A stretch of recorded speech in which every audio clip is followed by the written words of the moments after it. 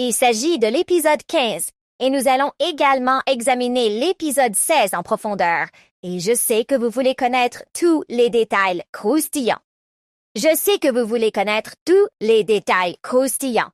Allez-y, likez cette vidéo et entrons dans le vif du sujet. Opa a une conversation très animée avec sa tante. Elle est furieuse parce que sa tante lui a dit qu'elles devraient être au milieu afin de résoudre ce problème à l'amiable. Et elle lui a répondu « Quoi? Comment peux-tu dire une chose pareille? Qu'il devrait commencer à chercher comment résoudre ce problème à l'amiable. Votre fille se trouve dans la maison d'un homme qui l'agresse quotidiennement, la batte quotidiennement, lui inflige des violences physiques et émotionnelles, la soumet à des situations traumatisantes. Et vous dites que nous devons résoudre ce problème à l'amiable. C'est impossible. Elle ne peut même pas se l'imaginer, parce que ce type est un monstre. C'est une menace. Il n'est même pas censé être laissé seul, être libre. Il devrait être interné dans un hôpital psychiatrique parce qu'il n'a aucune considération pour qui que ce soit. Il n'a eu aucun égard pour vous non plus, parce qu'il vous a pris, enfermé et placé en détention. Et vous dites maintenant que nous devrions résoudre cette affaire. Ce n'est pas une affaire que nous devrions résoudre. Ce n'est pas une affaire que nous devrions résoudre. Et la belle-mère a dit, « Oh, qu'ils devraient regarder, c'est une question de mariage. » Il s'agit du mariage. Tout le monde devrait voir que ce n'est pas si simple. Peut-être qu'elle ne veut pas que les choses se passent bien, mais il s'agit du mariage. Ils doivent faire attention au fait qu'il s'agit d'un mariage et qu'ils doivent faire attention à la façon dont ils traitent les choses. Et puis Jeff m'a dit, Krashnigats-chi. Qu'est-ce que tu racontes sur le mariage, mamie? Et de quoi parles-tu de? Le mariage est censé se faire entre deux personnes identiques. Pas une qui est en guerre contre l'autre. Mais qu'est-ce que c'est que cette histoire de mariage? Si le mariage ne fonctionne pas, il devrait s'en éloigner. À qui le mariage sert-il? Alors, bien sûr, maman m'a dit. Oui, qui le mariage est-il? Et j'ai dit, non, non, je suis totalement opposé à ce genre de discussion. Non, je ne soutiendrai pas quelqu'un qui dit que le mariage est une mauvaise institution et que le mariage n'est pas utile. Non. Le mariage est une institution créée par Dieu. C'est Dieu qui l'a créé. C'est l'un des miracles de la Bible. Et en ce qui me concerne, c'est une institution où, si vous êtes connecté à Dieu, vous obtiendrez le plan détaillé de la façon dont vous devez gérer votre mariage de manière belle et profitable. Une façon que vous apprécierez et que vous ne subirez pas. En ce qui me concerne, ce mariage est fait pour être apprécié et non pour être subi. Si vous êtes connecté, si vous avez un lien avec Dieu, et si vous avez une façon dont Dieu vous parle et vous donne des instructions, votre mariage sera beau sur terre. Ce sera le paradis sur terre. Ce ne sera pas l'enfer sur terre, comme la façon dont Kizito, un ange, le gère. La mère n'a jamais dit qu'elle ne voulait pas que sa fille ange finisse comme elle. Oh mon Dieu! Elle ne veut pas que sa fille ange finisse comme Oma. Et Oma a cessé de manger. Elle n'en croyait pas ses oreilles. Tu viens de dire quelque chose, maman. Tu viens de me dire que tu ne veux pas que ta fille finisse comme moi. C'est vraiment douloureux. Elle n'arrive pas à croire qu'elle entende ça. Vous m'avez appelé. Vous m'avez appelé. Vous avez géré le blues. Vous m'avez dit toutes les choses, toute la douleur, toutes les luttes que votre fille traverse. et qu'elle a décidé de prendre un congé de son propre bureau pour venir et aider, pour voir ce qu'elle peut faire dans son propre pouvoir. Et maintenant, vous dites que vous ne voulez pas que votre fille finisse comme elle. Non. Qu'a-t-elle fait? Qu'a-t-elle fait? Elle était dans un mariage abusif. Elle était dans un mariage où son mari ne la traitait pas bien, avec des abus physiques et émotionnels quotidiens. Et elle a eu le courage de se défendre et de quitter le mariage. Est-ce un crime?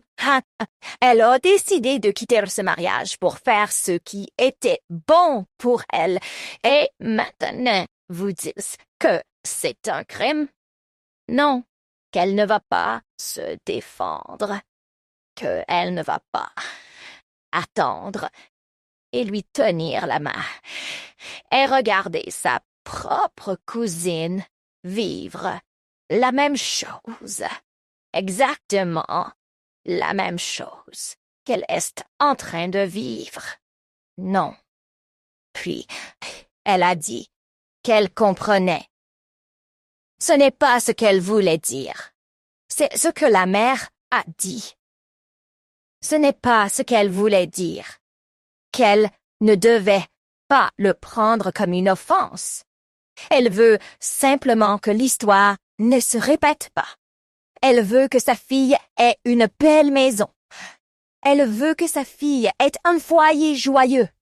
Ah, mais c'est ce que veut la mère.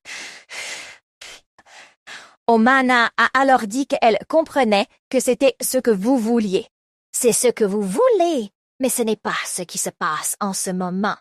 Ce n'est pas ce qui se passe en ce moment, mais en ce qui la concerne.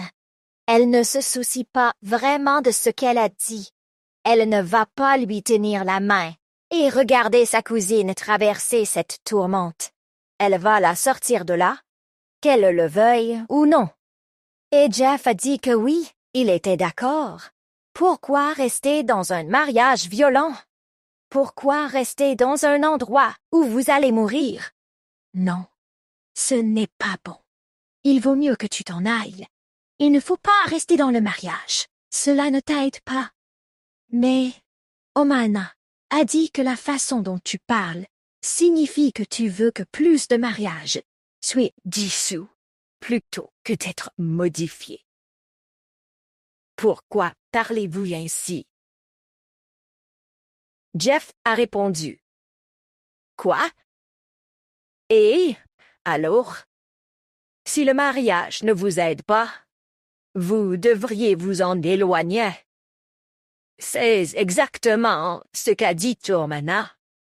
Et si un mariage ne fonctionne pas, n'est-il pas préférable d'avoir des mariages brisés que d'avoir des personnes endommagées?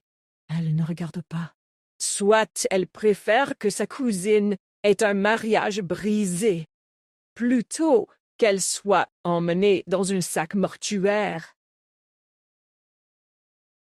Et quand elle dit cela, la mère doit y réfléchir profondément. Elle doit y réfléchir profondément parce qu'elle veut avoir le meilleur des deux mondes. Elle veut que sa fille soit heureuse, qu'elle soit mariée, bien mariée et qu'elle ait des enfants. Elle ne veut pas que sa fille soit dans un mariage chaotique. Elle veut que sa fille reste en vie. En ce qui la concerne, elle ne veut pas que sa fille meure. Ah, bien sûr, je comprends cela. Je comprends ce que dit la mère. Je comprends ce qu'elle ressent. C'est la vérité. Comment va la mère? Que vit-elle en ce moment? Elle vit beaucoup de traumatismes, beaucoup de douleurs. Elle n'est pas heureuse de ce que vit sa fille. Bien sûr, elle ne peut jamais être heureuse. Mais ici, Omana et Jeff parlent comme s'ils ne se souciaient même pas de ce qu'est le mariage. Beaucoup de gens vivent dans l'illusion. Beaucoup de gens vivent dans l'égoïsme. Personne ne veut faire un effort supplémentaire. Les gens ne veulent pas faire le sacrifice de l'amour. Mais qu'est-ce que ça? La vérité, c'est que nous ne parlons pas du genre d'amour dont parlait Jésus. Ce n'est pas de l'amour. Nous parlons d'un amour qui nourrit, l'amour qui chérit, l'amour qui est bienveillant, aimable et patient, l'amour qui vient de notre Seigneur Jésus-Christ. Et c'est la raison pour laquelle vous devez avoir une relation avec Dieu.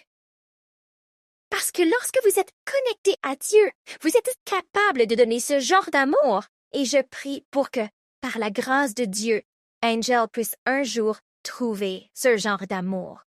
Ce qui va se passer dans l'épisode 16 concernant ce qu'a dit Omeni, c'est qu'elle va trouver un moyen de faire sortir sa cousine de cet endroit. Oui. Elle va se rendre au bureau du défenseur public ou à un tribunal de première instance et s'occuper des problèmes familiaux. Un tel coaching pour faire sortir son cousin de cette maison. Elle va tout faire pour essayer de sauver sa cousine de cet endroit, pour défendre ses droits, pour être capable de s'opposer à toute forme de harcèlement. C'est ce qu'elle va faire dans l'épisode 10. Et je prie pour que Dieu lui accorde la grâce de pouvoir l'aider à le faire. Nous voyons ce maintenant Kizito dans son salon avec sa mère. Il dit à sa mère pourquoi elle lui fait toujours des signes de la main. Pourquoi met-elle toujours sa bouche dans ces discussions? Il veut qu'elle reste loin de lui. Il veut qu'elle cesse de s'immiscer dans son mariage. Mais pourquoi lui fait-elle croire qu'il n'a même pas de sens? Il ne sait même pas ce qu'il fait. Et Omana lui dit, « Écoute, tu ne sais pas ce que tu fais. Tu n'as aucune idée de ce que tu fais. Et c'est pour cela que tu dois te rendre compte que tôt ou tard, il sera trop tard. » Nous voyons maintenant sa fille sortir avec sa robe et dire qu'elle veut aller au marché. Elle dit à sa mère qu'elle veut aller au marché. Kizito se lève alors et dit, « Oui. » Elles vont toutes les deux au marché. Elle a alors enlevé ses lunettes et a dit, « Qu'est-ce que tu dis? »« Oui, je vais au marché. »« Vous n'allez pas au marché. » Et j'ai dit, « Non, nous y allons tous les deux ensemble. » Et vous voyez, ils ont tous les deux un accord. Elle ne sort pas de la maison sans lui. Et maintenant, il lui dit en face, « Nous allons toutes les deux au marché. » La mère lui dit alors, « Qu'est-ce que tu essaies de lui dire pour qu'elle t'accompagne au marché? C'est un samedi matin. Mais les hommes comme vous vont à la salle de sport ou font autre chose. Pourquoi essayez-vous de policer votre femme dans tous les sens? Laissez-la aller au marché elle-même. Qu'est-ce que c'est que cette histoire de la suivre au marché? » Elle regarde alors sa mère et lui dit, « Non, tu ne comprends pas. Tu ne comprends pas le mémo. Sa femme ne va nulle part sans lui. » Elle dit alors, « Qu'est-ce que c'est que tout ça? Pourquoi ne la laissez-vous pas respirer? Donnez-lui de l'espace. » Elle a dit à la fille, « Ne t'inquiète pas, je t'accompagnerai au marché. Je t'accompagne au marché. » Il lui dit alors, « Non, non, non, non, non, non, tu ne l'accompagneras pas au marché. C'est moi qui l'emmène au marché. Il ne peut pas permettre à sa femme enceinte d'aller et venir au marché. » La mère était comme arrêtée dans un tracteur. Enceinte. Enceinte. A-t-elle entendu enceinte? Elle a dit, « Es-tu enceinte? » Elle s'est levée, s'est approchée d'elle, l'a regardée, l'a prise dans ses bras et qu'elle lui a demandé si elle était enceinte. Elle a hoché la tête et a dit oui. Elle lui a dit, « Quoi est-ce que c'est tutsi? » Elle lui a demandé si elle était enceinte. Elle a hoché la tête et a dit oui. Elle a dit, « Oh, tu es enceinte. » Elle n'était pas vraiment heureuse. Elle était choquée. Je me demande pourquoi elle est choquée. Que se passe-t-il dans la tête de cette femme? Elle est choquée. Est-elle agréablement surprise? Ou bien est-elle désagréablement surprise? Puis elle a décidé de s'adapter et de me féliciter. Kitito lui dit alors, « Maintenant que vous savez, vous comprenez pourquoi je dois la suivre au marché, n'est-ce pas? Je ne veux pas qu'elle aille porter toutes ses charges toute seule. Je dois l'aider à porter des choses. Je dois l'aider à faire ses courses. Je vais donc chercher mes clés de voiture. Je suis montée chercher les clés de la voiture et la mère était encore choquée. Je me suis demandé ce qui se passait. Nous allons certainement commencer à comprendre la raison pour laquelle la mère a l'air choquée. Il se passe quelque chose à l'intérieur de son bulbe rachidien. Je vous le dis, cette mère s'interroge et est curieuse. Et il y a quelque chose d'espiègle là-dedans. Nous allons le découvrir dans l'épisode 16. Elle m'a dit, « Vous êtes enceinte, n'est-ce pas? Cela signifie que vous n'êtes pas seule. Vous avez un bébé en vous. Vous devez prendre soin de vous. Faites tout ce qui est en votre pouvoir pour protéger cet enfant. Vous m'entendez? Vous m'entendez? » Elle répondit par l'affirmative. Alors que Kizuto descendait, elle était toujours sous le choc. Elle se demandait ce qui se passait ici. Alors Kizuto a dit, « Il est temps de partir. » Elle a quitté sa belle-mère. Et la belle-mère a fait un faux sourire et un faux au revoir. Vous pouvez donc voir qu'il se passe quelque chose dans son cerveau. Je veux vraiment savoir ce qui se passe ici. Elle n'est pas heureuse. La mère n'est pas heureuse. Les gosses, si vous n'avez pas encore donné un j'aime à cette vidéo, allez-y et donnez un j'aime à cette vidéo. Regardez ce que c'est. Elle n'est pas contente. Elle a commencé à faire les 100 pas dans l'hôtel de ville. Cela signifie qu'il se passe quelque chose dans son esprit. Elle a pris un téléphone et a commencé à appeler. Elle dit « Clara, Angel est enceinte. » Qui est cette personne appelée Clara? Qui est cette personne appelée Clara? Elle a dit « Angel est enceinte. Vous devez commencer à venir. » Qui est cette personne? Qui est cette personne invisible? Qui est cette personne que nous ne connaissons pas? Cette mystérieuse personne appelée Clara. Nous allons le découvrir. Il s'agit soit de cette Clara, soit de sa fille, probablement sa fille, qu'elle veut faire venir et placer dans une station, pour s'assurer que la petite fille ne batte pas sa femme à mort. Ou alors cette Clara est sa première femme. Oh, mon Dieu! Il se pourrait que la première Clara soit sa première belle-fille, qu'elle essaie probablement de réintégrer. Nous allons découvrir que cette mère est plus que ce que nous pensons. Nous allons découvrir qu'il se passe quelque chose d'effrayant dans son esprit. Qui est cette Clara? J'aimerais savoir qui est cette Clara. Cela ne vous intéresse pas. Si vous voulez savoir qui est cette Clara, donnez un like à cette vidéo. Clara, c'est notre mystérieux être humain. Elle apparaîtra dans l'épisode 16 ou probablement dans l'épisode 17. Elle nous racontera ce qui s'est passé dans le passé. J'attends de voir de quoi il s'agit. Elle est montée à l'étage. Pouvez-vous imaginer cela? Clara arrive dans les prochains épisodes. Nous voyons maintenant maman allongée sur sa chaise dans l'après-midi. Elle se repose. Puis nous voyons maman entrer dans la pièce avec un homme. Qui est-ce que type? Il s'agit de George. Ils échangent des plaisanteries. La mère était comme « Wow! Regarde comme tu as l'air en forme. Toutes ces années où tu as été absente. Tu as l'air si bien. Tu es beau. » Il disait aussi « Tu as l'air en forme, maman. Voici George. C'est George qui est parti jusqu'aux États-Unis, qui a laissé Angel et l'a gardé à Communicado. Tous deux échangeaient des plaisanteries, mais la mère a dit « Pourquoi? Pourquoi avez-vous coupé les ponts? Pourquoi avez-vous perdu le contact? » Il a répondu que la vie était ainsi faite. Il ne peut pas l'expliquer. Il ne peut pas l'expliquer. Tout cela a été comme un mirage pour lui. Il ne sait pas comment il a perdu le contact. Je lui ai dit de se calmer.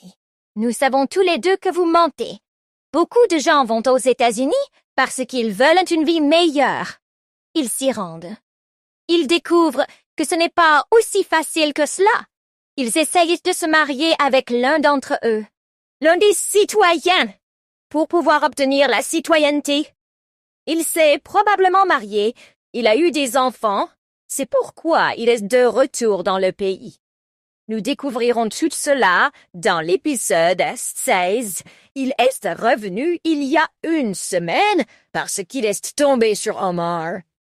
Il ne l'aurait même pas su. Il n'a eu aucun contact avec qui que ce soit. Je suis comme, mec, c'est un mensonge. Ne me dis pas que tu n'as pas pu trouver quelqu'un pour venir chercher ta chérie parce qu'il a laissé son bébé à Communicado. Il est revenu ici et elle a découvert qu'ils avaient marié son bébé à une autre personne. La mère a dit, « Qu'est-ce que vous attendez d'autre? » C'est une femme. Ce n'est pas un homme. Entre-temps, vous avez coupé toute communication. Que voulez-vous qu'elle fasse? Elle n'a pas entendu parler de vous. Qu'en pensez-vous? Elle aurait dû vous attendre depuis toujours. Pensez-vous que c'est ce qui se passe aujourd'hui? Elle est mariée. Toutes les choses vont concourir au bien. La vie est ainsi faite. Cela lui fait très mal. C'est exactement ce qu'il lui a dit. C'est exactement ce qu'elle lui a dit. Il lui a dit qu'il t'attendrait sans fin. Et il t'attend en pensant que tu vas te montrer. Ce n'est pas comme ça que ça marche. Une femme saine d'esprit ne pense qu'au pire. Peut-être que tu t'es enfui avec une autre femme. Vous vous êtes remariés. Vous avez des enfants. Pensez-vous qu'elle va vous attendre? Cela ne marchera pas. Il m'a répondu que, contrairement à tout cela, cela ne s'était jamais produit. Il ne s'est jamais marié. Il n'a pas d'enfants. Vous mentez. Ce n'est pas la vérité. Pourquoi n'avez-vous pas communiqué? Pourquoi n'êtes-vous pas revenu? Pourquoi n'avez-vous pas réussi à lui parler? Vous l'avez laissée dans le froid et vous pensez qu'elle va vous attendre? Est-ce que ça marche comme ça? C'est ainsi. La vie est ainsi faite. Les choses fonctionnent ainsi. Cela peut marcher. Ça peut ne pas marcher. Il est revenu pour rien. Il est revenu au Nigeria pour rien. Sa maîtresse a été mariée à quelqu'un d'autre. Il n'a personne qu'il puisse appeler le sien. Bien sûr, qu'est-ce que vous attendez? J'ai dit, eh bien, ça peut paraître comme ça. Tu es quand même revenu pour quelque chose. Même si tu n'as pas épousé Angel, tu pourrais te marier avec quelqu'un d'autre. Probablement, si tu as un peu de chance, tu pourras encore te marier avec Angel. La belle-mère l'a regardé et lui a dit « Qu'est-ce que tu racontes? Comment pouvez-vous lui dire qu'il pourrait se remarier avec Angel s'il a de la chance? Elle est déjà mariée. » Elle a répondu « D'accord. Laissons les choses en l'état. Changeons de sujet. Qu'est-ce qu'on peut vous servir? » Il a dit « Non. Il n'est pas là pour ça. » Il est ici pour rattraper le temps perdu, discuter et se remettre ensemble. Je lui ai dit qu'il avait déjà acheté une boisson au supermarché. Il m'a répondu « Oh oui, on ne s'ennuie jamais avec vous. On va le chercher. » Et voilà. Il s'est levé pour aller chercher la boisson dans la voiture. Alors qu'il s'apprêtait à aller chercher la boisson, sa mère a dit « Waouh, c'est une meilleure personne. Comment ont-ils pu rater ce type? Comment ont-ils pu ne pas voir qu'il pouvait être un beau parent potentiel? Angel a manqué ce type. » La belle-mère a dit « Pourquoi parle-t-elle comme ça? Arrêtez d'essayer de lui mettre des idées dans la tête. Angel est mariée maintenant. Nous devrions rechercher sa paix, plutôt que d'essayer de voir si quelqu'un d'autre peut venir et prendre sa place. » La belle-mère a dit « S'il vous plaît, n'entrons pas là-dedans. Ce type est venu pour faire la fête. Qu'il enlève les choses de sa manche encore une fois. Concentrons-nous sur la fête. » Ah voilà mon peuple, Alma va essayer de se remettre avec George, je vous le dis. Nous allons commencer à voir apparaître toutes ces antiquités. Même si Angel est enceinte de quelqu'un d'autre, elle a été maltraitée. Alma n'est pas contente de ces mauvais traitements. Elle va trouver un moyen de les remettre en contact. C'est ce qu'elle veut. C'est à cela qu'elle va s'atteler. Il se pourrait même qu'Alma soit amoureuse de George. Est-ce possible? Nous allons découvrir tout cela dans l'épisode 16, je vous le dis. L'épisode 6 va être très intéressant. Vous feriez mieux de ne pas le manquer. Vous feriez mieux de ne pas rater ma critique parce que je vous donne toujours les bonnes idées. La plupart des choses que je dis se réalisent. Ce n'est pas parce que je me suis assis avec Monsieur Holloway pour en parler. Ce sont mes propres pensées que Dieu commence à me révéler. Si vous avez regardé jusqu'à présent et que vous n'avez pas encore donné un like à cette vidéo, n'hésitez pas à le faire. Ce serait également un plaisir pour vous de rejoindre la famille en vous abonnant. Merci encore d'avoir regardé et je vous donne rendez-vous dans la prochaine vidéo. À bientôt!